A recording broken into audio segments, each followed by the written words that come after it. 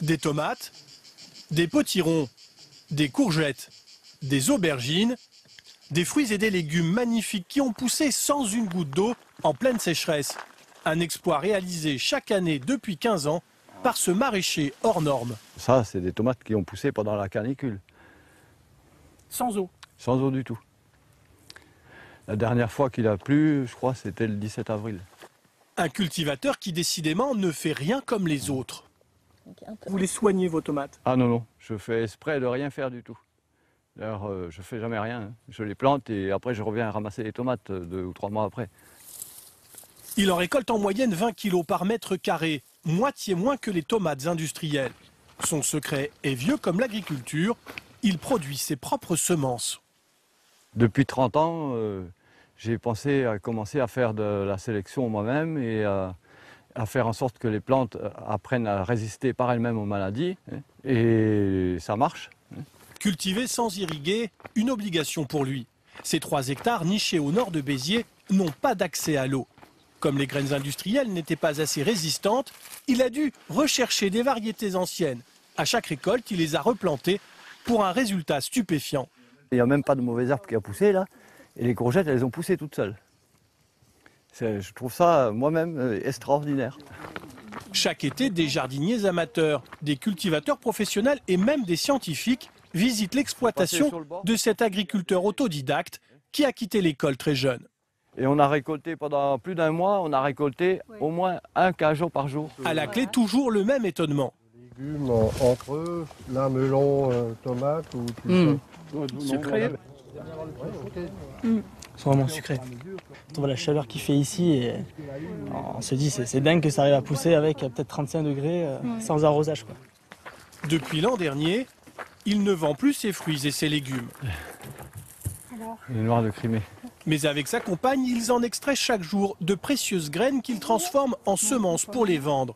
C'est devenu son métier, des graines appelées semences paysannes, qui peuvent supporter les pires conditions climatiques, exactement comme chez lui. Les plantes, en fait, ce qu'elles ont appris au cours de leur vie, elles le transmettent à leurs descendants. Et quand je racontais ça il y a 15 ou 20 ans à des généticiens, ils me disaient non, non, ça ne peut pas marcher comme ça. Mais ces dernières années, la tendance s'inverse. Des chercheurs en agronomie comme Isabelle Goldringer ont largement reconnu la qualité d'un tel travail. Depuis 10 ans, elle étudie les mêmes pratiques avec une quarantaine de producteurs de blé. Selon elle, utiliser des semences paysannes permet de faire pousser légumes et céréales partout en France, même sans irrigation. Un petit peu différente en montagne, en altitude, dans la plaine, dans les zones plus sèches, dans les terres peu profondes.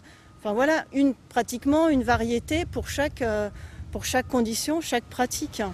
Seul bémol, les semences paysannes produisent 30 à 50% de moins que les semences industrielles irriguées. Pour intéresser les agriculteurs, il faut donc que les économies d'eau réalisées compensent la baisse de rendement. C'est ce que vient d'essayer ce producteur de maïs du sud-ouest. Ici, la région est frappée par des canicules de plus en plus fréquentes. Arroser régulièrement coûte cher et ce n'est pas toujours possible. Par exemple, dans ce champ cultivé avec des semences standards achetées aux industriels et qui n'a pas été irrigué. C'est un maïs qui était en pleine pousse quand il y a eu le coup de chaud. Et ça l'a littéralement cramé. Il est détruit à 90-95%, quoi. À quelques centaines de mètres, un de ces maïs a bien supporté la chaleur, même sans irrigation, celui issu de semences paysannes, donné gratuitement par un réseau d'agriculteurs locaux.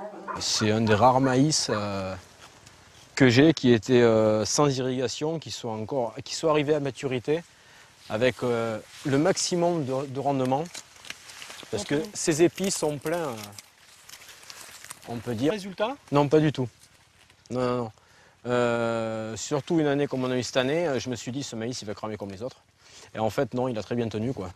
Certains ont son maïs avec ses propres semences paysannes. Il n'arrose plus ses 10 hectares et économise ainsi 2400 € chaque année. Comme il n'achète plus de graines, il économise encore 2000 € supplémentaires, ce qui compense la baisse de rendement. Je ne reviendrai pas en arrière. Et puis économiquement, tant que c'est plus avantageux, une variété comme ça, non, c'est impossible que je revienne en arrière. En France, il existe aujourd'hui une vingtaine de réseaux d'échange de ces variétés paysannes. Un renouveau pour cette pratique agricole découverte il y a 10 000 ans et pourtant ignorée depuis un demi-siècle.